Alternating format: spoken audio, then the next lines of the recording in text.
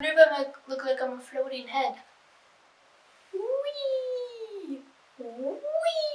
Hey guys, what's up and welcome to my channel. I'm Miley. I don't really have anything clever to say or anything, so I'm just going to jump right into what I am doing in this video. If you have seen my reverse tie-dyeing video, I had mentioned in the intro that I was not planning on doing that video. So, I am finally going to get to the video I had planned for that week. When I went to Joann's, the reason I had gone in the first place is to pick up some canvas. I'm going to be taking this canvas and making a tote bag out of it and also decorating it. I got this idea because back when I worked on Broadway, I felt like everybody had a customized tote bag. Either it was embroidered, monogrammed, or painted, or they had patches all over it.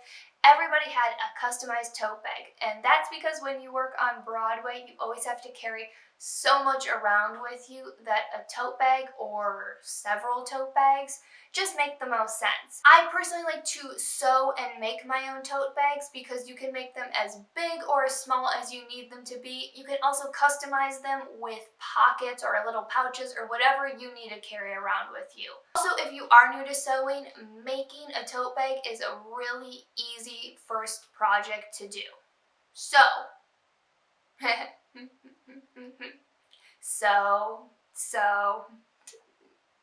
it? So, without further ado, let's get started. Starting out, canvas, well, we actually don't really need you right now, so let's just get you out of here and bring in one of my sketchbooks so that we can start planning out this tote bag. And I'm just going to get this out of the way. I am from Wisconsin and I am going to be saying bag the whole time. After sketching out what I wanted the bag to look like, it then came to trying to figure out how big I wanted it to be. And after moving around the yardstick a little bit, I decided on 18 inches tall and 22 inches wide. I also decided to add 4 pockets on the inside and 2 big pockets on the outside.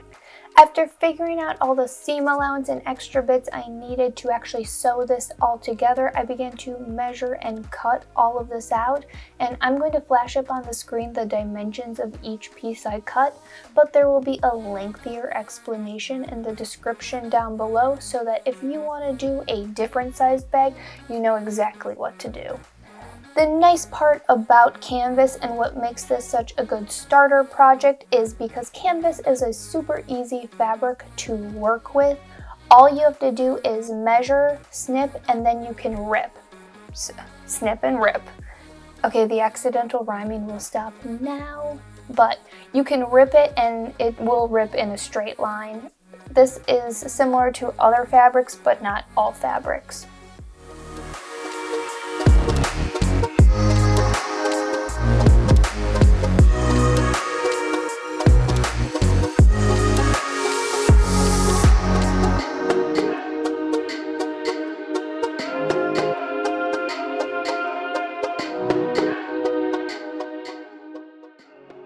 After everything was cut out, the first piece I started to work with was the inside pocket piece, and when it comes to sewing, meet your new best friend, the iron. There have been many times in my life where I have been sewing and I didn't think something turned out, but then I iron it and like magic, it somehow looks so much better. Once I marked out the seam allowance line, I did a double turn and press. This is the easiest way to get a nice edge to anything. I folded the raw edge to the seam allowance line, pressed that out, and then turned it over once more. Once that edge was folded over, I pulled that edge up 5 inches and pressed that out, and it was time to sew that top edge and the side seams. I used black thread so you guys could easily see exactly where I was sewing, but I recommend using white thread if you try this out. Now to get that top looking nice, I cut off the excess fabric and squared it off right above where the pocket ended. This made it so that I could turn that fabric to the back and double turn and press it. The final step before we move on to all the other pieces is to create some separation to this pocket. I wanted 4 pockets, so I measured out 3 lines at roughly the same distance apart, sewing all of those mark spots, and this piece is done. Moving on to this giant piece that is 24 inches wide, 42 inches long, and this piece is the actual body of the tote bag. And then I have a 14 by 24 inch piece, which is the outside pocket. And I'm sorry, I really tried hard to get this all in frame, but with these 2 giant pieces I was working with, it was really hard, but I'll try my best to explain exactly what I was doing. Since I wanted the bag to be 18 inches long, I started by measuring 18 inches down from the seam allowance line, and that is where I pinned the smaller piece of fabric along that line. And this way is the top of the bag where the pocket is going to be, and I pinned it going the opposite way. Then when I went to the sewing machine, I sewed the top half of the bag, and then I sewed the top half of the pocket piece, and I sewed the pocket piece to the large piece. Now it's probably hard to tell what you're looking at, but you're looking at the finished top half of one side of the tote bag and the finished half of the top of the pocket. I flipped that up, pinned it in place, and marked a 1/2 inch. And because I like to have a few things to do with every trip to the sewing machine on the other end of the large tote bag piece, I did the first turn down to the edge, and before I did the second turn, I placed the inside pocket at that line, and once I turned it down, boom, just like magic, that raw edge of the pocket piece has disappeared. And it was ready to sew these 2 parts up. I swear we are super close to this tote bag being done. Also, a tote bag can be even easier if you just remove the pockets or even do just one version of these pockets. But I wanted to show you 2 different versions of how to do pockets in a tote bag. And you know, who doesn't love a good pocket? That's why I geek out every time I find a pocket in a dress. The next 2 things to sew was the line to split the big outside pocket into 2 separate pockets, and to then sew up the side seams.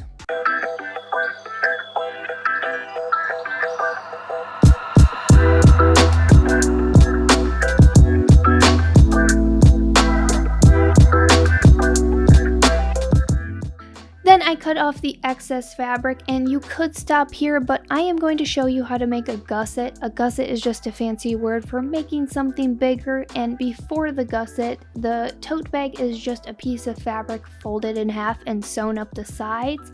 But if you pull at the bottom and create a triangle and sew at that line, then it becomes a little bit bigger at the bottom, and your flat bottom becomes a square bottom. And that finishes off the body of the tote bag. The last 2 pieces are the handles of the tote bag. These pieces are 20 inches long, 4 inches wide. I folded them in half and did a 1/2 inch of seam allowance and then sewed up those lines. And once those were done being sewn, came the fun task of turning these inside out. This is never fun, but just take your time, use tweezers if you need to. And then I ironed those flat and then flipped the edges so that they are ironed the opposite way. If you look at any tote bag or other bag that you have, you'll probably notice your handles doing this so that when you wear it on your shoulders, it lays flat. And to make sure that these stay nice and secure, I did the classic X formation in sewing so that these were really secure to the bag because they're the handles and they hold most of the weight. And if you do inside pockets, make sure to flip those and get them out of the way so that you don't sew them down. And these are the final things to complete this tote bag. And if you do a bigger bag and you're new to sewing, sewing. Take your time with this. Working with this much fabric around a sewing machine can be a little tricky, and sometimes you can get extra fabric you didn't mean to sew caught up in what you're sewing. I remember I did that so many times when I was learning how to sew, but take your time and really work the fabric around the square and make an X formation, because that is going to be the most secure for your handle. Ladies and gents, we have a tote bag. It looks like a tote bag. This is why I love sewing. The final product is always so satisfying. And the best part about this bag is no, it is not the pockets.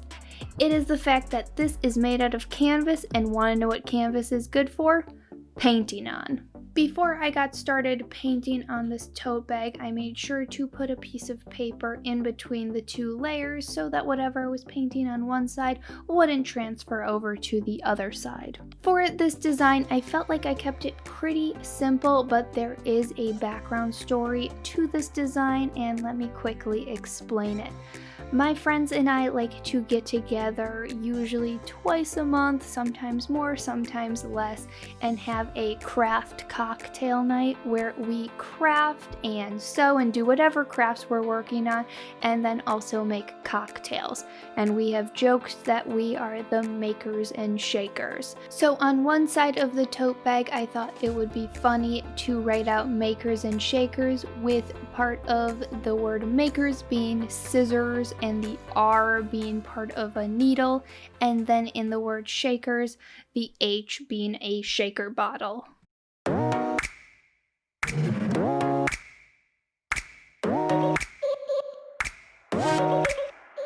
Once I had the design all figured out, I went in and started painting this design out, skipping over the scissors, needle, and shaker bottle, and just as quickly as possible using some black paint and getting these letters down.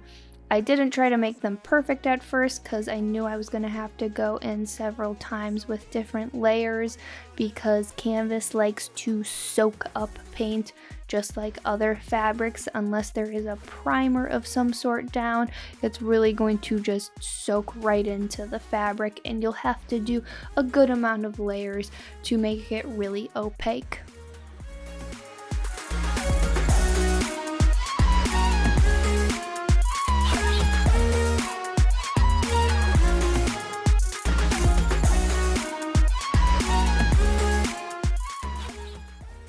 After doing my first layer, I went through and did a second layer, cleaning up all the lettering and adding a few more details to the scissors and needle and paint. And the final thing to complete this side, I went through and added a bit of highlight with some white paint.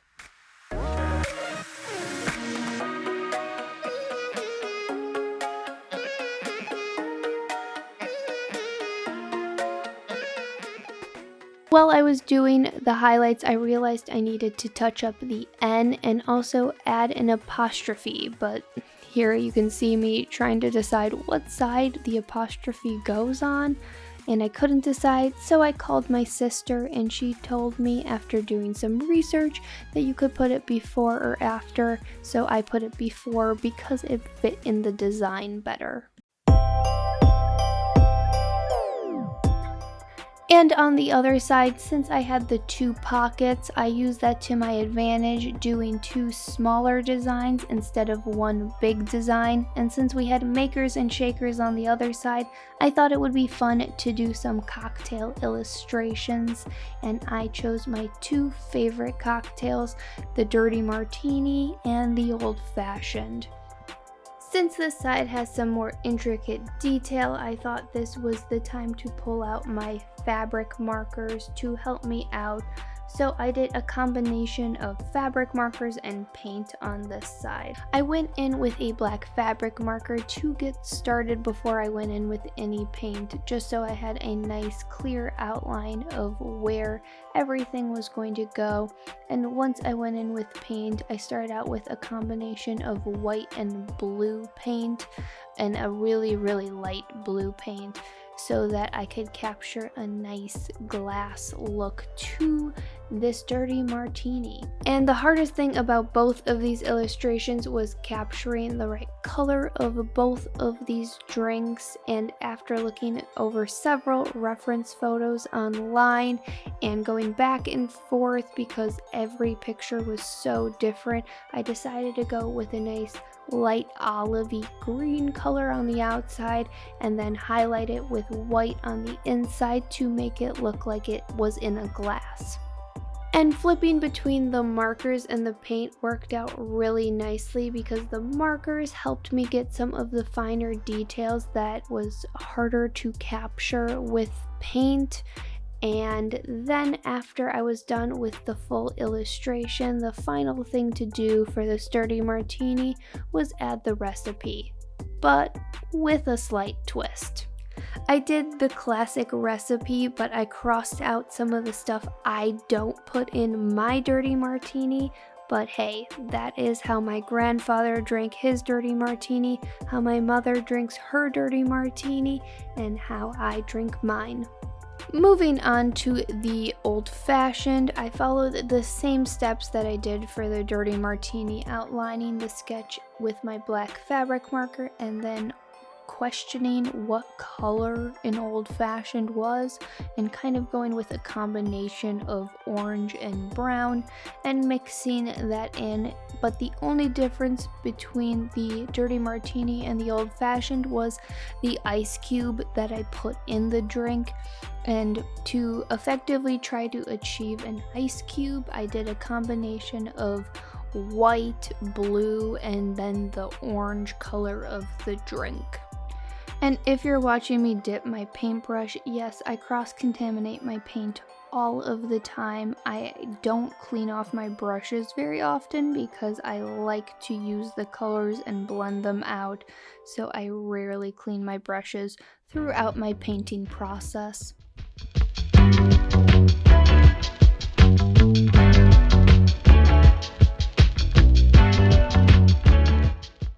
And the final steps to complete this illustration and complete this full design front and back was to add some highlights, outlines, and then fill out the recipe for my old-fashioned. And with the old-fashioned being done, that means this bag is complete. I had so much fun taking a wad of canvas and turning it into this. The design turned out better than I expected, and I am in love with both sides and both designs.